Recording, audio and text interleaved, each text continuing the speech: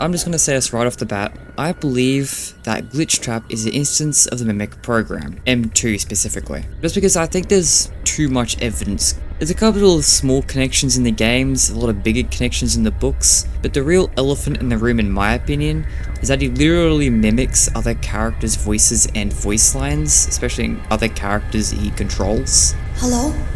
Can you hear me? Are you having fun yet? That's great to hear. Are you having fun yet? I know that I am. Hey, are you having fun yet? Are ya? Are you having fun yet? I don't know about you, but that screams Mimic to me, so I feel pretty confident with that. However, one of the big arguments in favour for Glitchtrap being William Afton is that Glitchtrap just knows a little too much about William to make sense to be the Mimic, and honestly, they kinda have a point. Glitchtrap knows that William Afton's catchphrase is "I always come back."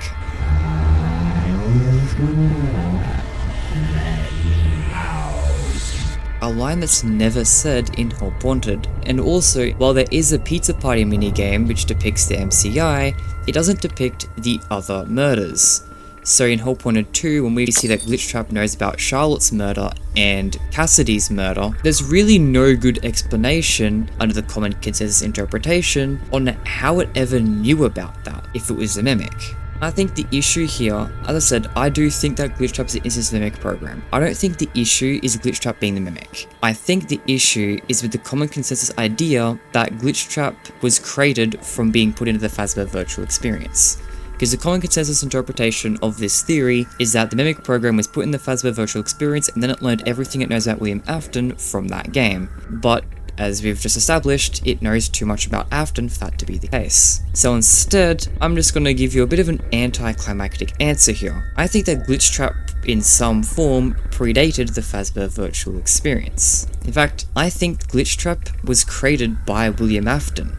This explains why it knows about William Afton more than what's depicted in that game, because William Afton directly trained it. This is actually a theory that I had ever since Glitchtrap was introduced. That's actually the first thing that came to my mind when we first saw Glitchtrap. However, I haven't felt confident enough in it until recently, because Secret of the Mimic kinda backed it up. Because the real big problem with that theory is that there's really no evidence. There's nothing to suggest, one, that William Afton even had the program, or two, that he ever used it. But I think we have evidence now thanks to Secret of the Mimic. In Secret of the Mimic, we play as Arnold, who's sent in by Fazbear Entertainment to retrieve the MIC blueprints. Yes, for some reason, the game makes Mimic an acronym here. We're just gonna brush past that, we won't think about that. This means that Fazbear Entertainment wants the Mimic. Now, Arnold fails. He does not retrieve the Mimic. However, the next time we see the Mimic in the timeline, the Mimic is a severed head, and his program is sent to Silver Parasol Games by Fazbear Entertainment.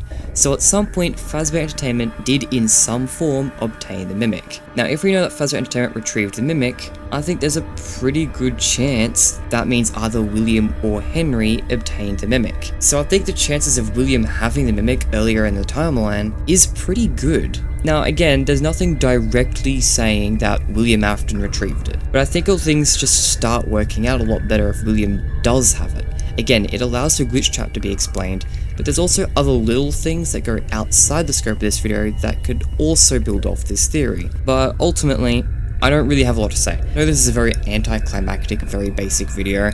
Again, it's not a big, complicated solution. It's not a solution with like tons of evidence or anything. But it is a solution that I believe cleanly explains Glitchtrap in a way it's a little better than the common consensus interpretations. I just wanted to share my thoughts there, and let me know if you guys mind the mini theory or not. There's a lot of theories I have that I just don't think are worth 20-minute videos, and this was one of them. But I'll see you next time.